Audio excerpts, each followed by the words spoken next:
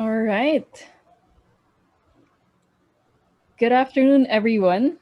Welcome to the first lecture in the Art and Art Making in the Time of COVID series, where we aim to explore the nuances of contemporary art during these unprecedented times. We'd like to thank UP Department of Art Studies in partnership with the Kalaw-Ledesma Foundation, Inc., and UP Diliman Office for Initiatives in Culture and the Arts, or OICA, for making the Bridging the Gap project possible. This event is organized by students of Art Studies 143 Contemporary Art class under Professor Claudette May Datuin. This first lecture was prepared by Julie Nicdao, who's currently handling tech, Miguel Ragaza, who will introduce our speakers and provide the key points later, and yours truly, LK Rigor. I will be managing the Q&A at the end of the session. Well, just a quick introduction about the team. So again, I'm LK, and this is my first year in MAR Studies, Curatorial Studies. Hi everyone, I'm Julie Nicdao. I'm a second year BA Art Studies major. Good afternoon, everyone. I'm Miguel, third year BA Speech Communication. All right, thank you, team. And before we get started, just a few reminders to ensure a smooth flowing session. We'll have everyone on mute except the hosts and speakers to avoid background noises that may distract you from listening to the webinar. And if you have any questions during the presentation, please submit them over Slido and we will address them in the Q&A session later. So there, you can check the Zoom chat for the Slido link. Now, moving on to the main event. Thank you for that wonderful introduction, LK. Hi, everyone.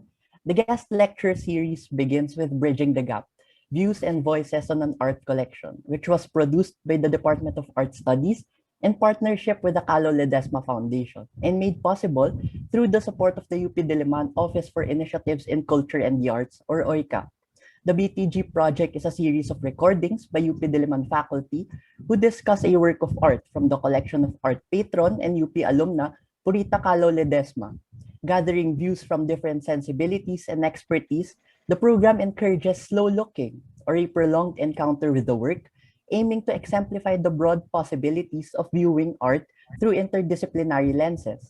The group behind the project, Department of Art Studies faculty professor Luis Marcelino, Dr. Robin Rivera, and Mr. Mark Louis Luge will share their experiences and insights on conceptualizing and producing the online materials, which are now being used by other teachers of art and related fields beyond the university.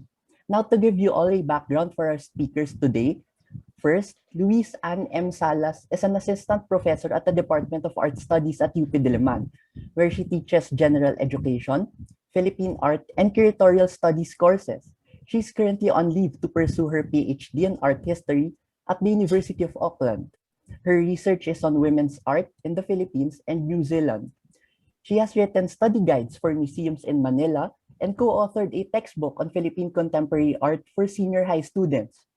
As project consultant, she has co-organized the archives conservation, art education, and curatorial programs of the Kalaw-Ledesma Foundation Incorporated. Next, Robin Daniel Z. Rivera is a professor of art studies at the University of the Philippines Diliman. He holds a Bachelor of Arts degree in broadcast communication from UP, a Master of Arts degree in communications from the Ateneo de Manila University, and a Doctor of Philosophy degree in Philippine Studies from the University of the Philippines Diliman as well. His areas of academic concern are music and music production, sound studies, and popular culture. He is a performing musician, composer, sound designer, and has produced recordings of the UP Cherubim and Seraphim, Elena Mirano, Contragapi, Eraserheads, Dong Abay, Sugar Free, Periodico, and Bullet Dumas. His recent works include Wash, a sound installation at the Callirite Gallery as part of the Underbelly exhibit in 2019, and Isang Dipang Langit, Bungad, poetry by Amado Hernandez, in Pagsaliko, Alay at Pagpupugay sa mga bayaning lumaban sa COVID-19, produced by UP Diliman College of Arts and Letters in 2020. Last, but definitely not the least, Sir Mark Louis L. Luge studies and teaches at the Department of Art Studies of the University of the Philippines Diliman. He has coordinated for a number of publications, exhibitions, and audience development projects on arts and culture, many of which dwell on the heritage of the university. Most recently, he was managing editor of ADHICA, Vision and Legacy, the University of the Philippines Diliman Collections, and its accompanying 35-volume digital catalog. Since 2017, he has been conducting community heritage mapping and exhibition development trainings in the regions such as Pangasinan, Albay, Bohol, Masbate, and Mountain Province. He participated in the curatorial development workshop with the Jorge B. Vargas Museum, the Japan Foundation Manila, and the Philippine Contemporary Art Network in 2018. The workshops for emerging art professionals with Parasite Hong Kong in 2017, and the Beasiswa Seni dan Budaya Indonesia with the Ministry of Foreign Affairs of the Republic of Indonesia in 2016. His academic interests include modern art histories, heritage studies, arts management, and digital as method. We thank our speakers in advance for having the time with us today to share their insights and experiences. And for our audience na nasa Zoom chat, sa Zoom link natin ngayon, we hope that you're excited to hear from our renowned speakers. Let's not delay this any further. Let's all welcome Ma'am Louise, Sir Robin, and Sir Louis. The floor is all yours po, Ma'am and Sir. Okay, so thank you very much, Julie, Miguel, LK, Ma'am May, and to everyone who's here. It's a pleasure not to be part of the lecture series. Okay, so I hope it's okay now if I read so I can keep to time. So Bridging the Gap is a series of video podcasts by teachers from UP Diliman, focusing on selected pieces from the art collection of Art Association of the Philippines founder, Purita Kalaw-Ledesma. So it is a program titled after a chapter in the struggle for Philippine art. The scanned page is what you see on the screen. It's a book written by Purita and Amadis Maria Guerrero in 1974. So in this chapter, the authors discuss the outreach programs and the art education efforts of the AAP, an organization of artists established by Purita in 1948. For Purita, it was important for Filipino artists to hone their practice and to deepen their vision by reaching out to the world, meaning engaging with an international audience by way of participation in exhibitions or representations in biennials, obtaining trainings abroad through scholarships and grants, among others. Having been trained at the College of Education, as well as the College of Fine Arts, or the School of Fine Arts, Purita was also concerned about how art was being taught in schools, and she discussed the importance of integrating art in the curriculum of students. Moreover, the chapter interprets outreach as an initiative to connect art with the broader public. So the title resonates to today's context in remote teaching and learning. Now, as teachers, I think some of the audience members are also teachers. Now, we also grappled with this shift to remote learning. So one of the things that we learned was the importance of bridging the gap or easing the transactional distance between teachers and students. Aside from the physical distance, there could be less apparent barriers to the learning process, such as miscommunication or feelings of absence. We feel that the teacher's voice in the recordings could somehow provide the affect and the semblance of presence. For the Bridging the Gap project, the goal was to produce meaningful resources that teachers and students can use for their classes in art history and even related courses. Next slide, please. So the question now is, how do we encounter art in the time of COVID? In lieu of physical encounters with works of art, we thought of recasting the approach of the virtual exhibition, which in most cases assumes that there is an actual exhibition or an on-site exhibition, and that there are several artworks that are curated within a space.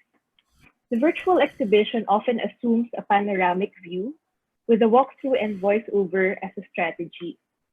This time, we thought of zooming in on individual works of art and looking at what is available and workable given the circumstances. The recordings on individual works hope to encourage the viewers to be more attentive to the details of the piece and to slow down, which is a pace imposed upon us by the lockdown anyway. So we envisioned slow looking to work hand in hand with the interdisciplinary perspectives of the speakers and the variety of the artwork. Next slide, please. Thank you. For this project, we chose 4 artworks from the Kalaw-Ledesma art collection. So the selection resonates to some of the ideas being discussed in the Bridging the Gap book chapter. So for the project, we chose Nena Sagio's untitled abstract work, done in 1976, poster paint on paper. Julie Luch, the bust of Purita Kalaw-Ledesma, 1995, terracotta. Ophelia Galvez-Onteki, untitled work, done in 1982. Aniline on silk. Napoleon Abueva clay sculpture, done around 1960 using reinforced concrete. So for this project, we included artists who had their art education abroad. Nena Sagil, Ophelia Galvez-Onteki, and Napoleon Abueva were recipients of international art scholarships.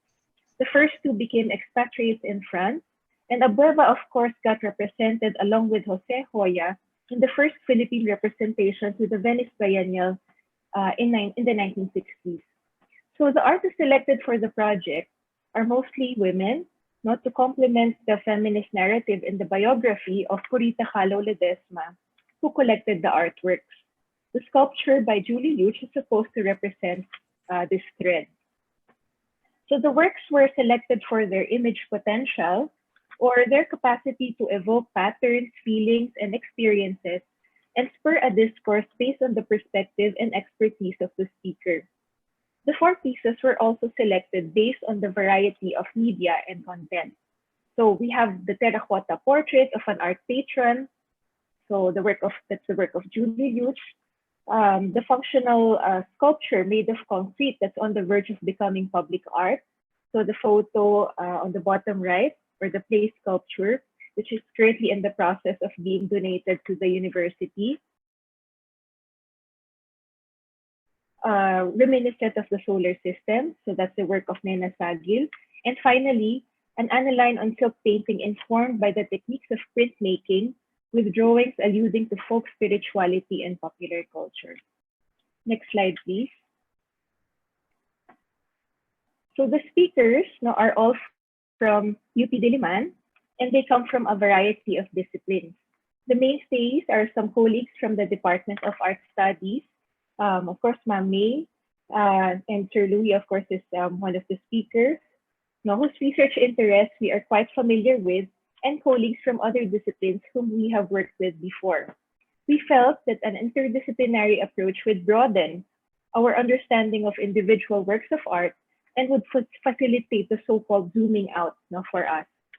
So for the work of Nena Sagil, we invited Sir Patrick Flores, an art historian who had his research residency in Paris, where Nena was based. So that's Sir Patrick on the top leftmost thumbnail. Ma'am Jing Soriano, a physics professor or expert on imaging and microsatellites, as well as Ma'am Norma Respicio, who's a scholar of East Asian art and indigenous culture. Now, for the work of Napoleon Abueva, we invited Ma'am Tessa Guazon, who's an expert on public art, and Ma'am Carla Samong, a family life and child development professor. For the work of Julie Luch, we invited Ma'am Rita Godinho, a ceramist and professor from the College of Fine Arts, and of course, Ma'am May, for her perspective as a feminist art historian. Now, for the work of Ophelia Galvez-Onteki, we invited Sir Louis Lugue, who's doing historical research on the artist for his graduate classes, and the cultural anthropologist, Sir Fras Abaya, who's also teaching part-time in the department. Next slide, please. So the organizers of this project, as mentioned by our organizers for this lecture series, are the Department of Art Studies and Kalaw-Ledesma Foundation, and it received support from the UP OICA. So the project team is composed of faculty members and graduate students from the department. So we have Dr. Paulino, who's our project leader, and I believe he's also here with us. And the project coordinator, Sir Robin Rivera, who's the audio editor, and Sir Mark Louis Luge, who's the researcher and video editor, and might I also add a speaker, no? And also Miss Charina K. Lopez, who's the research assistant, no? Along with Miss Clavel Sargao of the Kalaw-Ledesma Foundation, who helped us in gathering images, no, for the podcast. And of course, now, Ms. Ada Ledesma Mabilangan, who's the president of the Kalaw-Ledesma Foundation, who generously granted us the use of images and materials from the foundation. So I'll hand over the floor not to Sir Mark. Thank you, Ma'am Louise, for informing us of the concept behind this particular project. And from this slide onwards, which will be covered by Dr. Rivera and me, we will be focusing on the actual process that the project team underwent to produce the video podcasts. At the onset of the project, we were supposedly supposed to produce only 4 episodes, which hold stitched audio recordings on a particular artwork by 3 speakers at the most, with only the image of the artwork flashed on the screen. As you may see in our timetable, we were supposed to release 1 episode bi-weekly, 2 months after we start inviting our speakers from November. So through the course of the entire project, we realized that this particular timetable is actually very tight, especially given that this is, I think, the first time that the Department of Art Studies explored and dabbled into creating educational resources that are posted online. So due to the breadth and depth of content per audio recording, which we received from the first few speakers, such as Dr. Flores and Dr. Datuin, we realized that the materials or the recordings that they shared already can be considered as sole content for each of the episodes. Together with that reason, we also thought that the length of the materials themselves can already be considered to be an entire episode by themselves. So the project team decided to release 1 video podcast per speaker instead.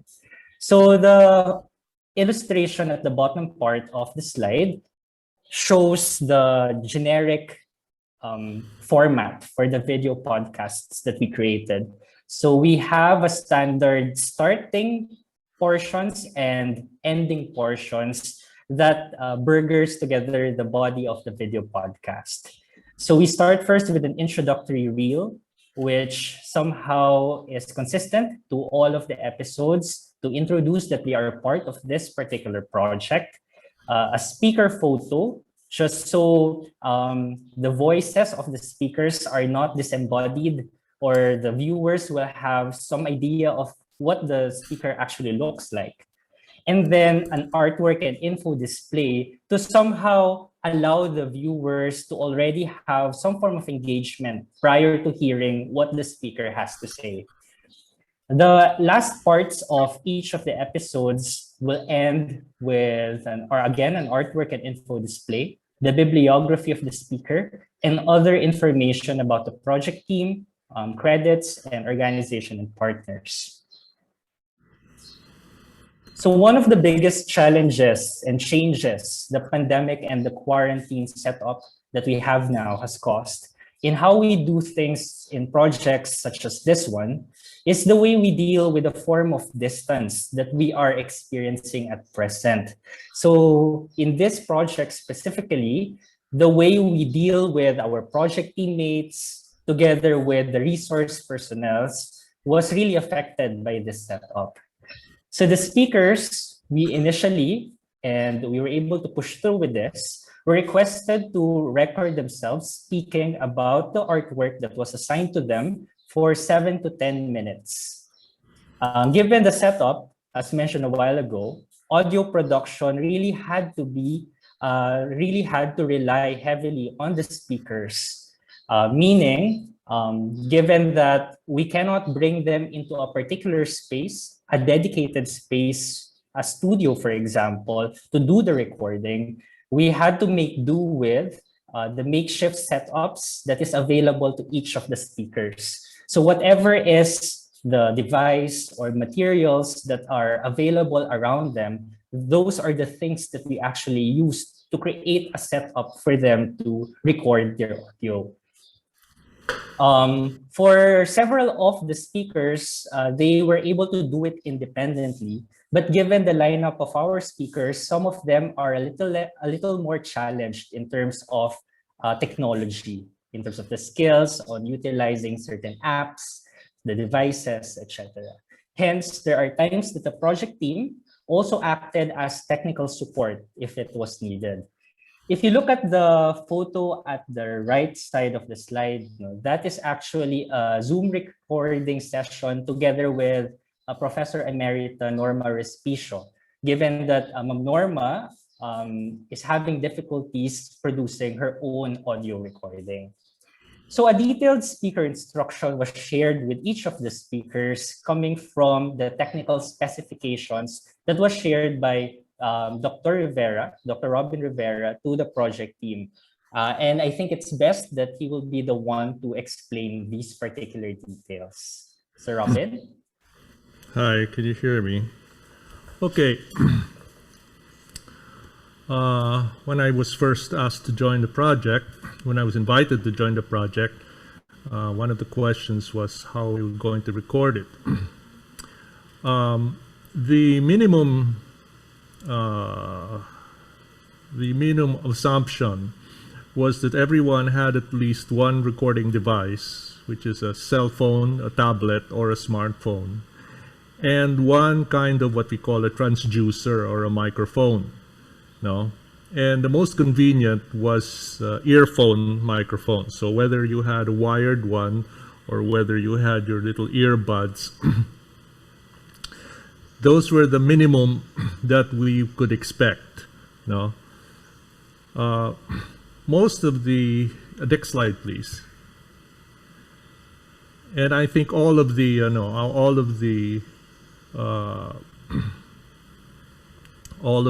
audio was recorded that way. So after Louis very patiently guided all of the speakers through, the raw recordings were passed on to me. By and large, the performances were very good, mainly because all of these speakers were teachers and who had and who therefore have experience in public speaking. But editing was still required for bloopers, distracting noises like dogs and chickens, pauses, which had to be adjusted because pauses are very, how should we say, pauses can be very expressive. A difference of half a second pause can mean a lot. So so editing was done along those lines, and alternate takes. I requested that each speaker try to take their script at least twice. I think there was one that managed to do it thrice, but most of them did it twice, and I was able to select the best portions from either the first or the second take. Now, it became apparent during this phase that each episode could consist of only one speaker, and I remember this was done in the very first episode that I edited. I listened to the whole thing, and it took about 7 minutes long, and I was wondering, given that nowadays people are more used to micro lectures than long ones, I suggested that maybe we should do this one speaker per episode. And when Luis and Mark heard it, they agreed, and so we split up the episodes in that way. Finally, the recordings were done because the recordings were done at homes with non-professional equipment and with little or no sound isolation. The audio quality ranged from acceptable to dreadful. And there were two in particular that were very, very dreadful. And in some cases, very, very heavy audio processing was needed. The picture on your right, the lower one, this was the layout of the processors that I had to use in one of the recordings. Among others, I had to use compression, expansion, declipping, noise reduction, equalization, de-essing, and spatial enhancement. All running at the same time. And if you heard the original raw recording and the final one, you would not be able to, you would not know that they were the same recordings. But there were even, as expected, there were even a couple that I was not really that happy with.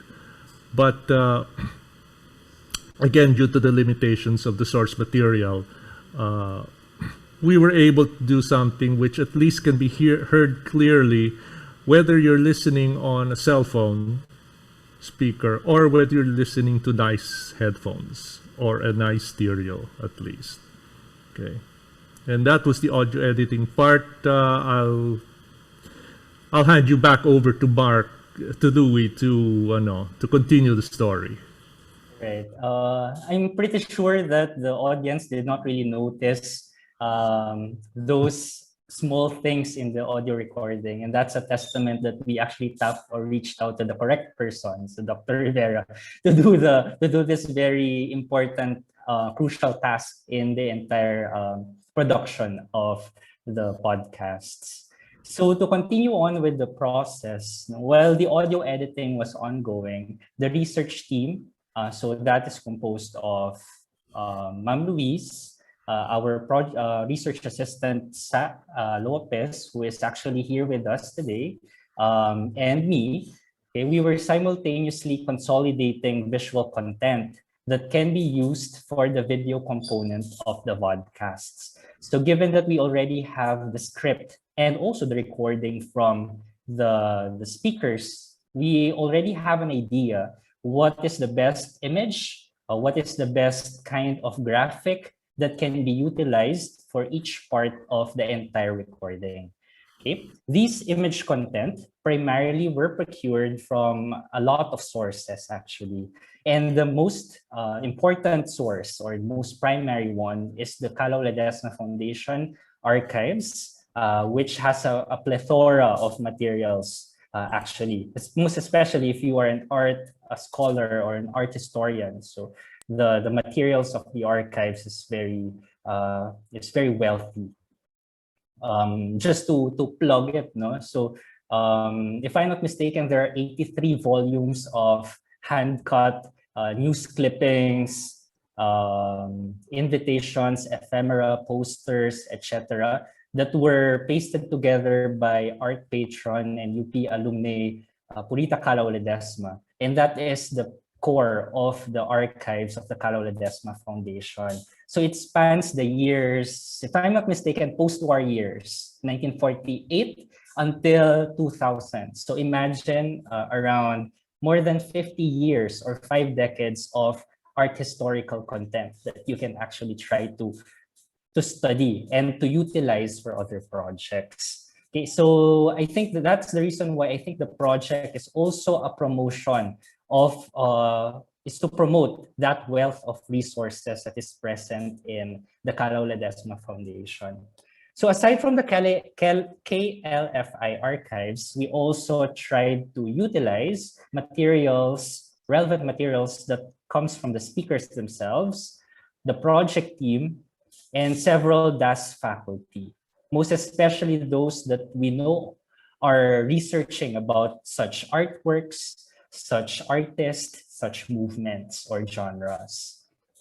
We also tap into, in terms of materials, external efforts, most especially the University Collection Mapping Project, which recently concluded last year. So this particular project focused on cataloging and looking into the condition of artworks, archaeological and ethnological materials, philatelic materials, and heritage furniture of the University of the Philippines Diliman, covering 35 institutions, amassing 2,200 records, meaning that's individual object. So meaning if you break it down, that's 1,660 artworks, and the rest of the 2,200 are ethnological objects, stamps, etc. So there's really a wealth of resources that are already digitized in the first place that we can utilize in our resources. And lastly, there are several recordings that speak about topics that are not very related to the research interests of different people that we know of, and these repositories or archives of materials. Hence, we had to resort to tapping the Creative Commons to gather these particular visual materials. So in the process of consolidating content, we always think about if it is necessary for us to request for the permission of a particular material. And that is very important, most especially now, given that the materials that we produce are shared to the general public. So copyright is the set of rights that a content producer, an artist, a poet, a content producer, etc., actually has at the moment that he or she has produced that particular work. We can easily invoke fair use in terms of how we utilize them. However, fair use is a doctrine that has to be proved rather than it being a given. So meaning if somebody clamors about your use of his or her own content, you might be brought to court, and that is where you would need to prove that it is fair use. So to be sure, to be safe for the project, for the department, and for the various partners that we have, so we tried our best to exercise due diligence in ensuring our protection from copyright concerns. Okay. This is one of the the final or the penultimate processes that the video podcasts had to go through. And this is where the materials that were consolidated and the audio, the recordings that were edited by Dr. Rivera are placed together in one output. And that is the video podcast itself. In terms of using software, I am actually quite an amateur in terms of doing these things. The last time I created a video from a video editing software was when I was in high school. So I chose the software that is easiest to manipulate, and I selected iMovie for that particular purpose. Hence, that is a proof that beginners can actually create their own content easily using this particular platform.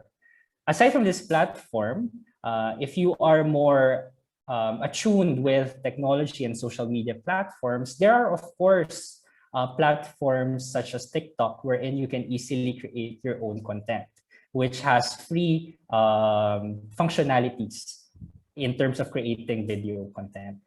But anyways, so while creating these video content, we are trying to make sure that there is this dynamic use of combination of images, texts, and moving images or videos, not only to supplement whatever is being said in the recordings by the speakers, but also to stimulate the viewers visually. As mentioned by Dr. Rivera a while ago, the attention span of viewers, most especially given that they are most likely suffering screen anxiety or digital anxiety already, given that most of the interactions that we actually have right now in the setup are in that particular platform, it is really necessary to keep that attention of the viewers in the content that you are producing. Hence, the movement from plainly presenting the artwork in the entire recording or in the entire video podcast into a more dynamic use of various resources. In addition, another factor that was considered in the creation of the video podcasts is the consistency of the feel of all of the episodes within the series, given that they are from the same series. So we would have to consider that the font size should be the same, the image panning style is the same, certain components at the start and the end of the video podcasts are also the same. Lastly, once the video podcasts have been produced, these will undergo a series of revisions and checks. Most particularly, it will be checked by the Department of Art Studies Chair and the Kalaw-Ledesma Foundation also. Okay?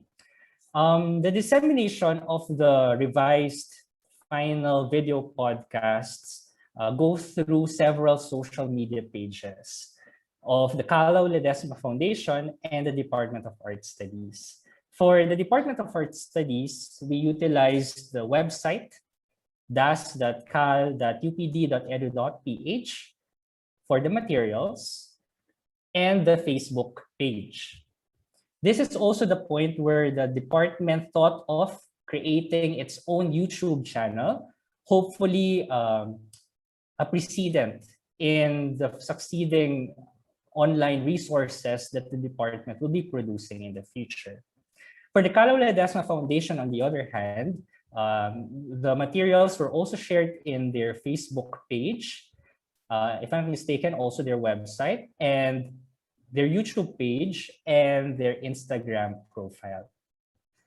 In these particular releases, in the caption of these releases, the project team partnered with the art criticism class of Professor Tessa Guazon to include additional notes that the viewers can actually digest as they go through or after or before they go through the video podcasts. Like similar to other projects, we also request evaluations from whoever consumes the materials. Hence, we shared a Google form so that we get preliminary feedback on how we can probably improve the project if ever it gets repeated again in the future. There are several strong points and points for improvement that were shared by those who responded to this survey. And I'll just share several. For the strong points from both students and speakers, okay, they mentioned that the accessibility of the recordings in various ways is appreciable. For example, the accessibility because it requires low bandwidth is something that is very helpful, especially for the students and the viewers who do not have a strong bandwidth in terms of their internet connection. The length of recording was also brought up, and the language that was used by the speakers was also appreciated by the viewers. Certain faculty members expressed that the video podcasts are actually useful in their different art modules, as they considered them launching pads for discussion on how to make objects through materials, using materials, art criticism, and general meaning making. They also appreciated the interdisciplinarity of various speakers. I actually spoke to one of the speakers, and he shared how the video podcasts actually share a glimpse of the persuasions and the subject positions of particular speakers. And lastly, they brought up as a strong point that the methods that they learned in how to approach particular artworks. Certain points for improvement that were mentioned includes hopefully the speaker can be shown speaking. And then they also suggested that there should be an interaction among speakers to somehow synthesize these particular insights that they have shared. To also improve more on the dissemination of these materials and to actually produce more videos about more artworks, more topics, and involve more disciplines. Okay. So these particular things are considered if ever the department pursues another extension of this particular project in the future. Okay. Thank you for listening to our presentation. Thank you very much, Ma'am Louise, Sir Robin, and Sir Louis. From the process down to the small details of technicalities of the project, we've learned a lot from all of you in your presentation. And for the audiences, we hope that you were all engaged as well. Now, to have the time to process what we've learned, we will now take a 5-minute break. You may use this time to process your ideas in the presented talk, organize your thoughts, and even formulate some questions to ask the speakers later in our upcoming forum. And we hope that you will be ready with your burning questions after this presentation. And we would like to remind everyone as well to submit their questions on the link provided in our Zoom chat. So that's all. We will be back in 5 minutes.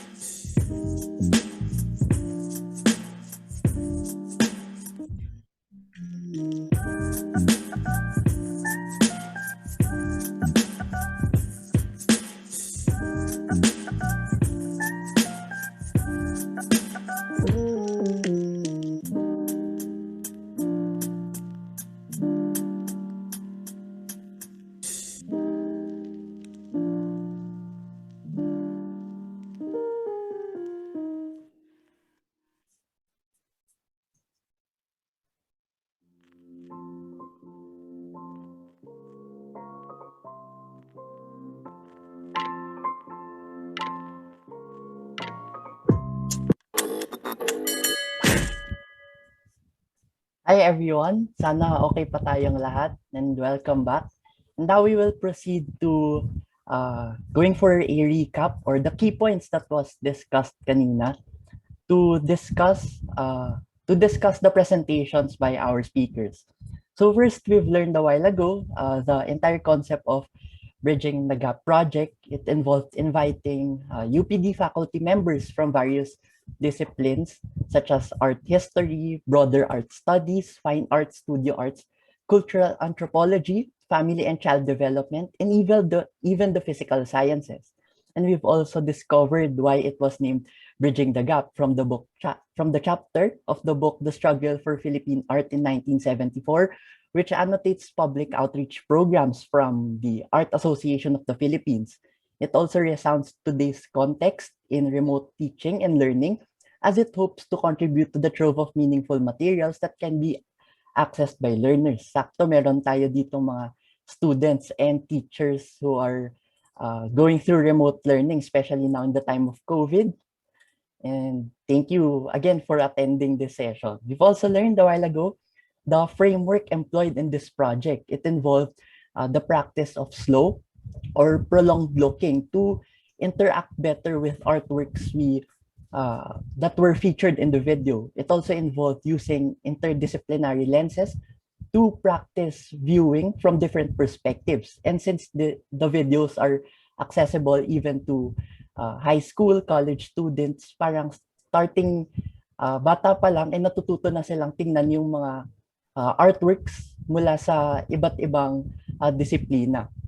And aside from this, the artworks that were used in the videos were ones from the Purita Kalaw Foundation, starting with Nena Sagil's Untitled Abstract in 1976, which was made from poster paint on paper.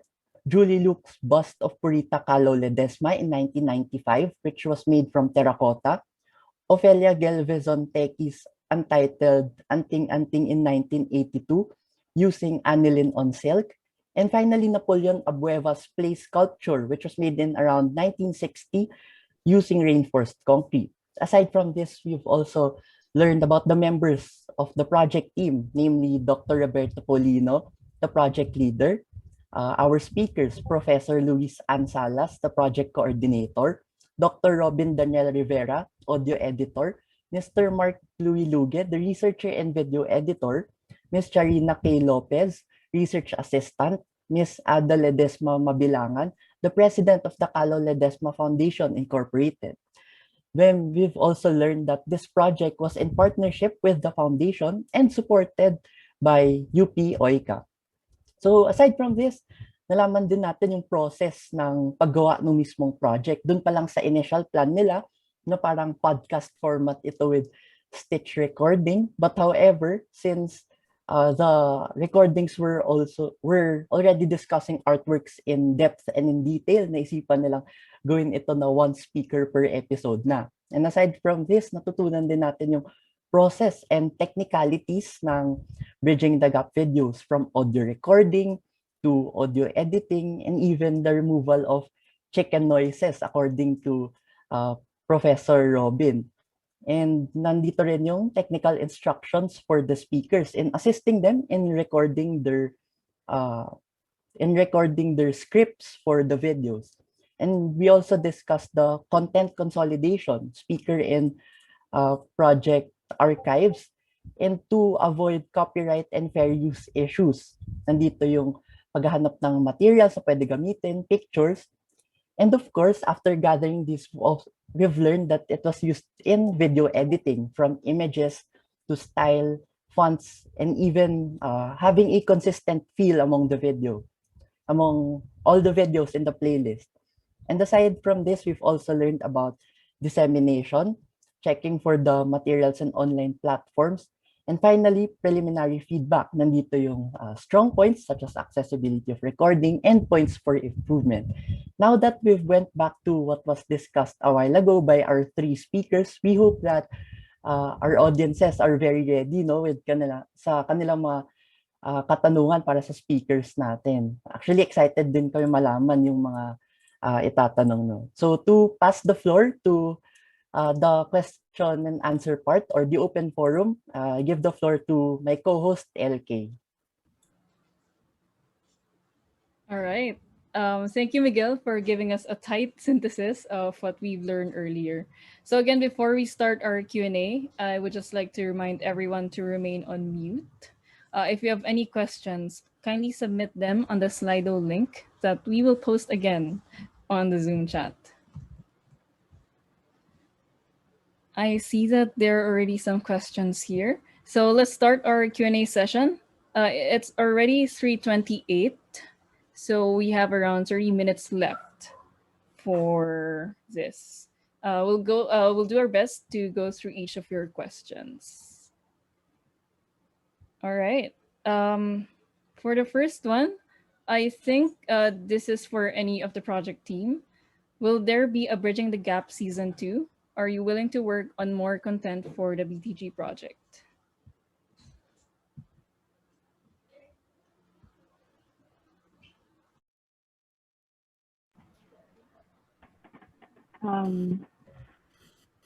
So season, I think that's a possibility, but maybe as you have seen, in the whole process of the BTG, it's quite time consuming. It would need some resources, such as budget, time, and so on. So, but if ever there will be part 2, so maybe we'd like to take off, from some of the feedback that we got, and these are expanding, or adding more artwork to include, and maybe having an interaction among the speakers. Yun. Maybe Louie or Sir Robin would like to add. Kaya pa po ba?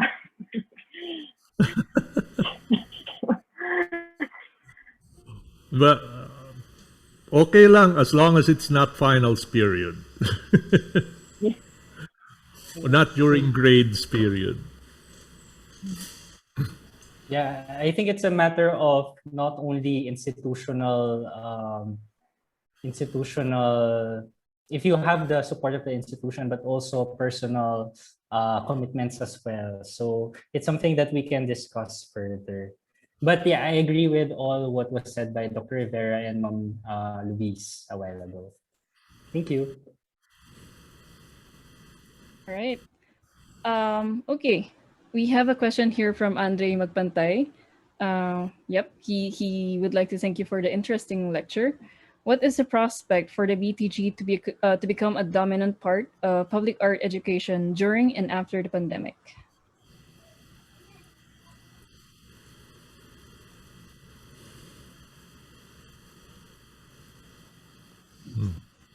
What is the prospect for the BTG to become a dominant part of public art education? I Well, think this it's a is a loaded question. loaded question.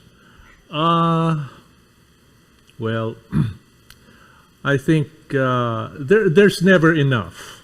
No, there's never enough material. No, outside of the regular classroom experience. No, in every conference that I've attended, both for the courses that we teach in the department, no, everyone from outside is always asking, could you do this? Could you do that? We don't have materials. We don't have articles. Where are we going to find these readings? There's never enough. No. That's why when I was invited to this project, I did not hesitate. No, I said, "This looks good. It'll add to the body of works," and say, "Why not?" No, but for us, because all of our because most of our lives as academics are filled with research and and teaching. Production is something that we only do occasionally, no, and I think this goes for all the other academics out there. But with this pandemic, our inability to, I mean, having taken away the time used for face-to-face teaching, is actually in a sense good, because we were forced to produce material that could be aired for online, and so in a sense it's a good thing, but in another sense there's never enough. I mean, like, there's so many projects that are still waiting out there to be done. No, this project, it seems like a small one, no, but when you think of the actual work that went into it, no, I think Luis and Louis will spend more time on it than I did. No, the work can be considerable. So you can think of even a bigger project like a 30-minute documentary, which is what the NCCA does. I just saw 2 documentaries that came out earlier this year, and I can just imagine the amount of work that had to go into it, no, for just one episode, no. So we just keep trying to do it, and then this small scale production has given us a chance to do it. But again, it's additional to what we do. And there's never really enough. The more people we hope that more people can create, in like what we've done, hopefully, so that even we have more material to choose from in our own classes.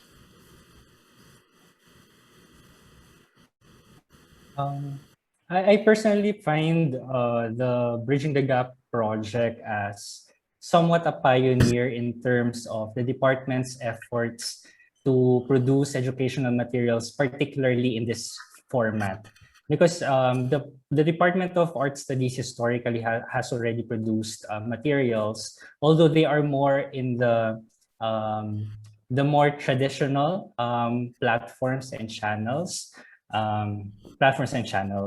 So I think this particular project is something that responds directly to one of the four directions that were discussed by the department faculty when they were, I wasn't part of the faculty yet then, so when they were discussing how to revise the curriculum of the BA Art Studies program in preparation for the K-12 program. And that particular pillar is public art studies. So how do we actually serve the public through our own practice? So it is a pioneer. It's one of the first. And I hope it's not the last. It doesn't have to be the same format or the same concept, but rather, no. So I think it is a response of the department, which is similar to how certain artistic institutions also responded with the pandemic. And that is for us to realize that the digital platforms are essential at these times, are essential kinds of platforms that we can also utilize to reach our audiences and our publics. So I hope that particular mindset is what the Bridging the Gap project contributes to how public art studies is performed by the department.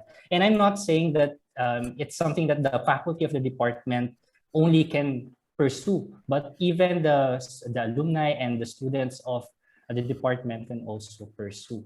So for example, maybe the recordings of this lecture series can also be uploaded in the YouTube channel of the department if it's okay with you. So that is also a material that can be utilized by other classes and courses outside of Art Stud 143 or outside UP Diliman, for example. I think yung mindset, I'm looking at the mindset that can serve as a seed to actually propagate this idea that we can also do public art studies through this digital means.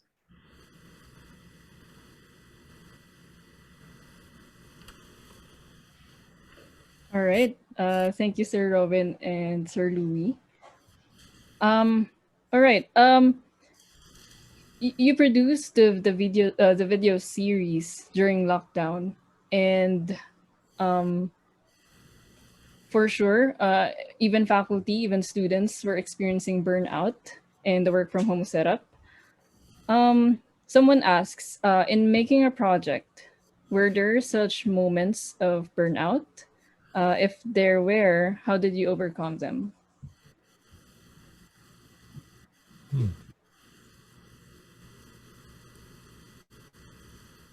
I don't know about the two of you again because my involvement was much shorter than theirs.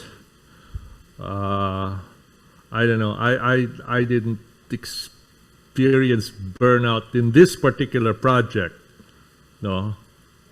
But I don't know. Maybe in teaching, slowing down. Things slow down after a while, no.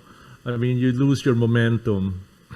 But burnout, nah, not for this project. It was because it was. I remember every time every time the raw recording would be sent to me, I said, "Oh, okay, goody, I get to play with this again." So I spent about 5 days working on each one, no, about 2 hours a day, no, and it was exciting, no, because I get to hear all of this wonderful. I get to hear this wonderful lecture, and I'm imagining how it's all working. You know what the visuals are going to look like, and then so when I'm done with it, I pass it over to Louis and I say, "Okay, Louis, here it is," you know? And I had a really good time with them, you know. I'm so happy that Sir Robin enjoyed the process, because I was also afraid that there are 9 recordings, so I think that would entail a lot of work. And of course, I was also worried that after the recording, we pass it on to Sir Louis, and he would then stitch the videos, and that would also entail a lot of work. So as you mentioned, that the possibility of burnout, is very high.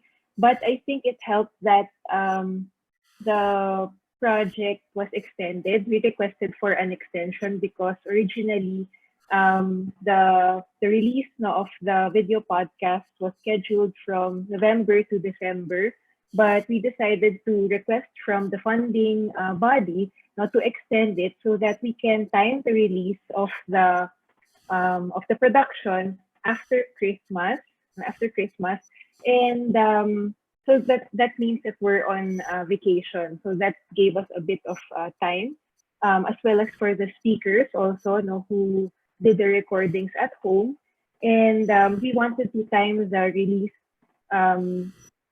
with the opening of the semester, and also the Arts Month, which would fall on February. So there. Thank you. I'm just coming from what Ma'am Louise mentioned. So I think in dealing with burnout, it's important that we keep an open conversation to whoever we are working with.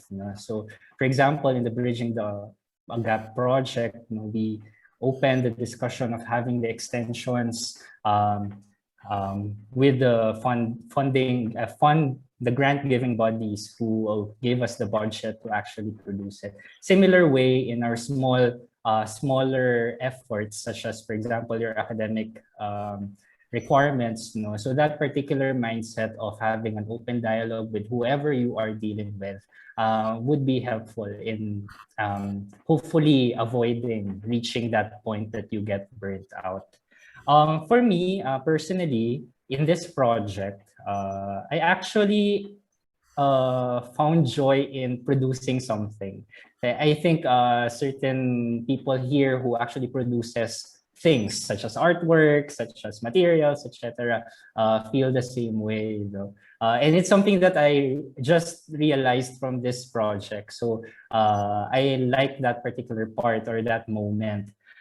Probably in relation to burnout, the part in the entire process that perhaps is really challenging for me was the due diligence part in terms of making sure that we have the permissions to utilize and reproduce materials. And that's very tough and tedious kasi you have to make sure that each image you have the permission. So that's very administrative, which somehow sucks out some of the joy in the production of the output. But more or less, to sum it up, I think the joy overpowered the administrative's lack of doing the due diligence. So similar with Sir Robin, I did not feel that I reached that point that I can say that na burnout ako in this project, and that's something that I'm happy to share right now. All right, thank you po. Parang main na nakuha ko dun is if you enjoy what you do, there's less possibility na ma-burnout ka. Which, ayun nga, shinare ni Sir Robin and ni Sir Louie na na-enjoy nila yung parts na na-assign sa kanila, like audio and video producing. All right, we have some questions on more on the public art. To any of the speakers, what do you think is the role of art to those who feel cooped up because of being on lockdown for more than a year? So art being the balm for the soul. What do you think is the role of art? Well, the role of art, there are two ways of looking at it. One is whether you are a consumer or whether you are a producer. In the case of this pandemic, one of the problems that I keep on talking about with my students is that in a consumerist society, we lose our, we forget production. We forget about it, because there's so much art to be consumed, to be bought, or consumed, or viewed, or whatever, and we have a tendency to forget to produce it, or we even forget it when we actually produce it. We don't realize we're making it, but we are. Now, so during the pandemic, people keep on asking, but you can't eat art, But then how many of us, actually had to find a way to express things? How many of us used art to express things which had no, which we couldn't publicly or in face to face anymore? No, there are so many. There were so many venues that got how should we say, maximized. So many online venues were maximized, in which people were actually producing art, just to minimize the effects of being cooped up in the house, At the same time, there's also a lot of consumption. Like, for example, we put out this thing, we put out a documentary, and it's rewarding to know that people are actually watching it, or people are actually using it, So, this is the role of art. We consume it, we produce it, It's not as if we have to. It's not as if we have to justify, the role of art not during the pandemic or without it, because whether in a pandemic or without it, we will always consume, and we will always produce art, And this project, addresses addresses a certain how should we say, a specific area, that is largely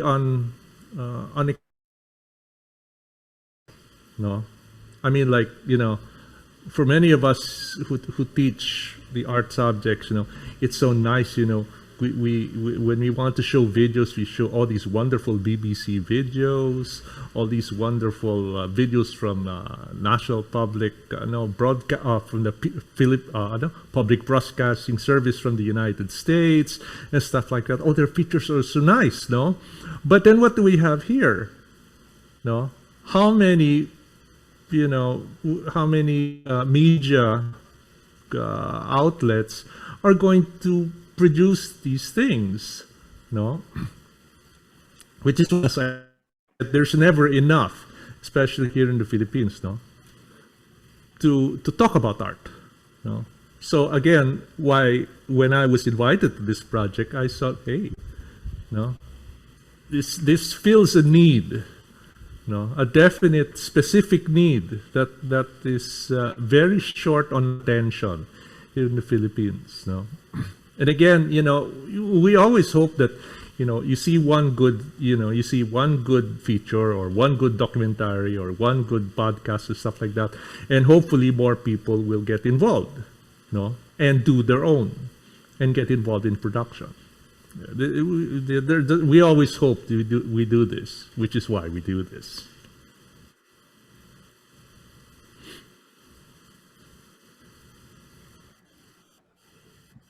All right. Thanks, Sir Robin. Any other inputs? It's already 3:49. I guess we still have time for one or two questions. Another question about public art. Is public art ever possible during this pandemic? How do you think this may be addressed?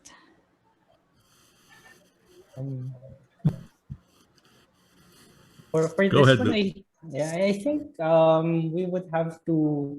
I'm not sure if there's a need to reimagine, but we have to define what public is in the first place, So given that we are in this particular setup, that we are quarantined, isolated in this particular space, what do you think can be our public, if ever you are the one producing, if you're the one circulating a particular work, etc.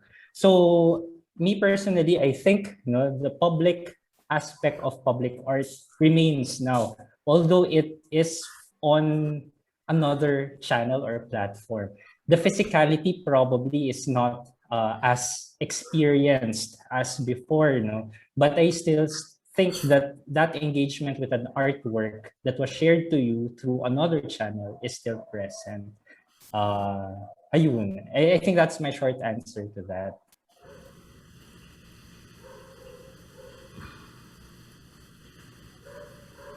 In terms of just to add to what Louis said, no, if in terms of physical works, no, I think yung public art is actually more accessible. No, if you define public art as an outdoor piece of work, then in these times, I think it is quite possible.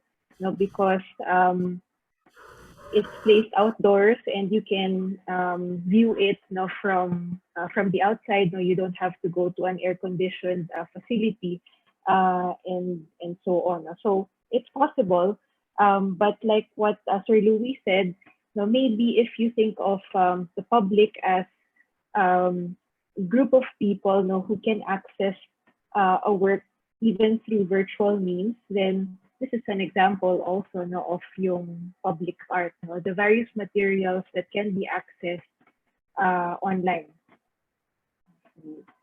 That's also my short answer. And thank you po, Sir Louis, Ma'am Louise, Sir Robin.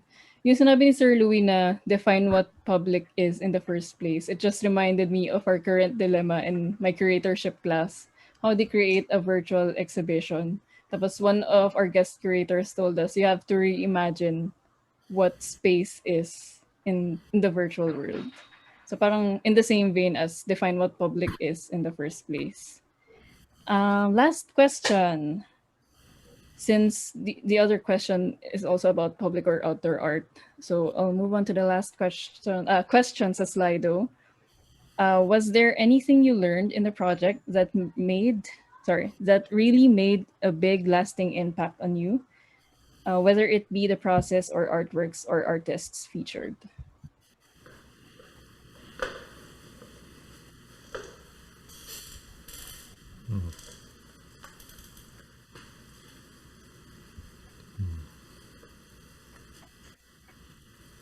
A lasting, the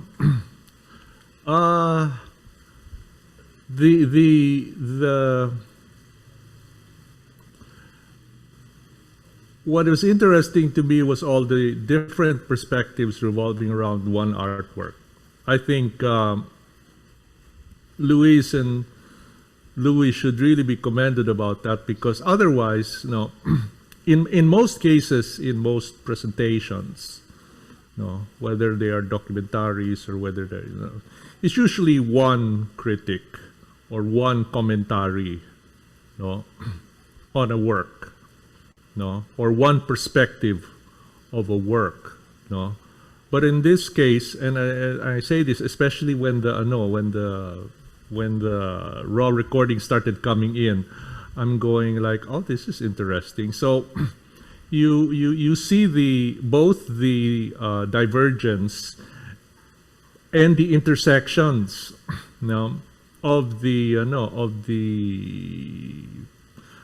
of each speaker. That was most interesting to me.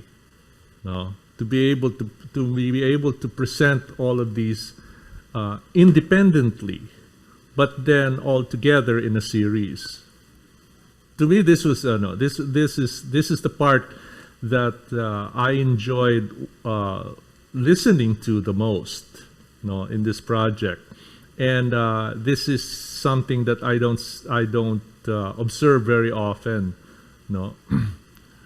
Whereas if you're listening to, if you're watching a documentary like the shock of the new. You're listening to one person talking all throughout the entire series, no.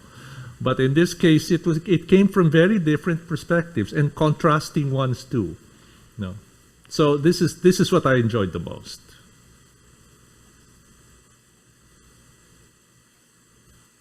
Thank you, Sir Robin.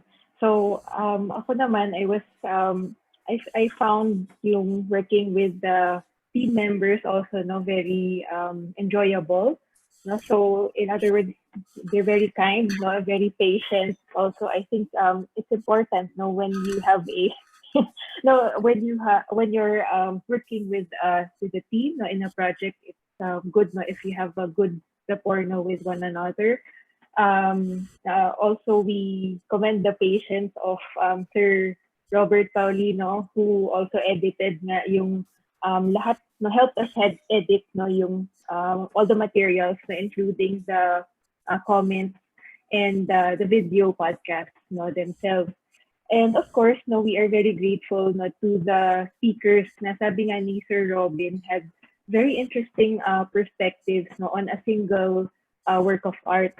Now, sometimes when we chose the speaker, we already envisioned, no, what they might talk about, given the content, no, of the composition of the painting or the artwork. No, but for me, nagulat ako din kay Ma'am Norma, for example, because we're talking about one work. No, it's the abstract work of Nena Sagil. And we approached her, no, because we thought she might correlate this with a pattern, a textile pattern from the indigenous traditions, no. But I almost forgot that she's also a scholar, no, of East Asian art, and the pattern, no, or the composition, no, of the work kind of spurred in her different concepts in East Asian philosophy. So kung napansin niyo, humaba, no, humaba than usual, no, yung kanyang presentation. And yung isa ring enjoyable na experience ko, no, in this project, tulad nga ng nasabi ng ni Sir Robin and ni Sir Louis. So there seems to be parang not enough, no, materials ngayon, no, ngayong quarantine, no, but as you go along, no, as you see, no, encounter other materials, no, from different institutions or organizations, parang bigla mong mako-cross-reference yung mga materials and how they might correlate, no. So as a teacher, parang enjoyable experience yung pwede kang quote-unquote curate, no, or mag-organize ng syllabus mo. Like for example, naisip ko lang na doon sa work, no, ni Nena Sagil, there was one physicist, no, who talked about the patterns, no, of the solar system, and you can actually cross-reference that with the talk, no, given sa Vargas Museum. Now, I don't know how many of you know na napakinggan, no, yung talk na yun, but it's on Nena Sagil, the people who interviewed her, now when she was still alive, and they talked about, it's quite informal, no? They talked about their experience of interviewing her, and one interviewer, so Sister Nick De Ocampo, the filmmaker, said, no, that he was so surprised, no, to see drawings, no, of Nena Sagil that that were copied, no, from the solar system. So parang ganun. In other words, may scientific na basis din, no, yung mga ginagawa ni Nena Sagil. So in a way, this is not just to not really to confirm, no, yung sinabi ng isang speaker, no, but in a way to broaden the discussion. So, yun. Thank you, Ma'am Louise. Actually, I was about to mention Ma'am Norma's episode as well, because she was talking about a non-figurative or non-objective, non-representational abstract painting.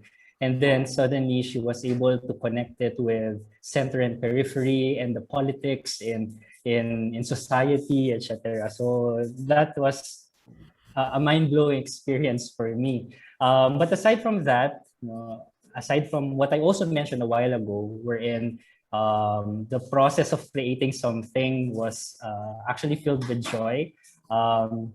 I also want to bring up how joyful or how impactful it is to read the feedback from those who actually viewed it. In creating projects kasi sometimes the evaluation part is often taken for granted anymore kasi tapos na yung project, baka hindi na siya maulit, etc. So for me, as I was preparing the things, I was reading the compilation from Ma'am Louise this morning. Parang I felt how the effort that was put into this particular project was appreciated by the people who were intended to actually consume it. So that particular moment is something that reinforces even the joy that was felt while it was being produced. So, di ko alam, kasi ako first time ako to produce something particular, an output that will be consumed by someone, because I'm not an artist. So that particular experience was probably an immersion to how it is actually to be an artist and your work being appreciated by someone. So it was a beautiful experience. All right. Thank you, Sir Robin, Sir Louis, and Ma'am Louise for answering all the questions from our participants. Now, just to close this off, from this Q&A, marami tayong natutunan. First, ang medyo light na question about part 2 ng Bridging the Gap. They said that there's a possibility, pero ayun, we need to check yung budget, ano yung schedule, hindi siya pwedeng tumama during the grading period. And about the role of public art education, magiging dominant ba yung BTG sa public art education? Well, sabi ni Sir Louis, not really dominant, pero it is a pioneer. It laid the groundwork dito sa Department of Art Studies on what resource materials can be done. Hindi lang yung usual na parang PowerPoint or document lang. Ayun. At least meron ng pwede magamit na template yung next teachers and even class kung gusto man nila gumawa ng videos like this. On burnout naman, this is normal, but if you enjoy what you do, you wouldn't be prone to burnout. Pero in case this happens, just slow down and take a breath. Take a breather. Ayan. Pero as much as possible, kung wala yung joy sa ginagawa natin, find a hobby. Find something else to do. Ayun. And speaking of which, ang role of art, hindi lang during the pandemic, but even with or without the pandemic, ang role of art is we could either be the consumer or producer.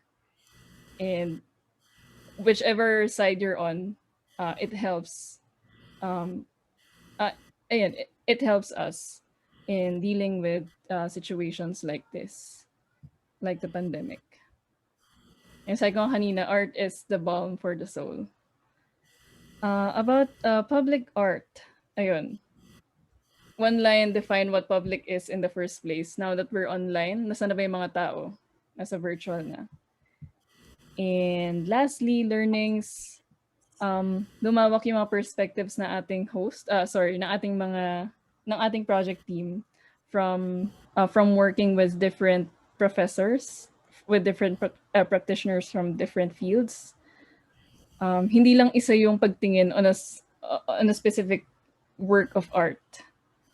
Ayun, hindi lang sa debate or pagbabasa ng articles lumalawak yung perspective natin, even on consuming videos like this. And ayun, to cap this session, Julie, can you show again the screen? I'd like to share this quote from Bridging the Gap chapter from the Struggle for Philippine Art book used by Prof. Luis as the inspiration for the BTG. The purpose in exposing school children to art was not necessarily to run out professional painters and sculptors, but to liberate them. For art arouses one's creativity and originality. It helps in the discovery of one's potentialities, and a creative mind is always an asset in whatever field. And with that, we formally end this session. Thank you again to our speakers, Ma'am Luis Sala, Sir Robin Rivera, and Sir Louis Luge for their insightful presentation. And of course, Prof. May Datuin for her guidance. Thank you to everyone as well who attended and participated in the first session of Art Studies 143 guest lecture series. After this session, you will receive a survey link on the email that you used for registration to help improve future events offered by UP Diliman Department of Art Studies. Within a week, please check your emails again for the certificate of attendance as proof of your participation today. For our next session in the guest lecture series, this Thursday, May 13, we will be having Guinevere Decena, who will be discussing the relevance of art and the time of pandemic. For more details, please check Art Studies UP Diliman Facebook page or Department of Art Studies website. The links are shown on your screen. Again, thank you everyone and see you in our next sessions.